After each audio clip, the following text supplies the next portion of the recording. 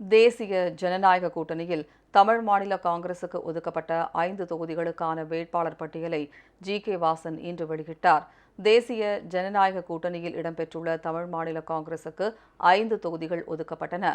இந்த தொகுதிகளுக்கான வேட்பாளர் பட்டியலை அக்கட்சியின் தலைவர் ஜி.கே. வாசன் இன்று வெளியிட்டார். அப்போது பேசிய அவர், ராணிப்பேட்டை தொகுதியில் வி.என். கார்த்திகேயன், ஈரோடு மேற்கு தொகுதியில் எம். யுவராஜா, ஒட்டன்சத்திரம் தொகுதியில் விடியல் சேகர் ஆகியோர் போட்டியிடுவார்கள் என்றார். கும்பகோணம் தொகுதியில் எம்.கே.ஆர். அசோக்குமார், கிள்ளியூர் தொகுதியில் நிவின் சைமன் ஆகியோர் போட்டியிடுவார்கள் என்றும் அவர் கூறினார்.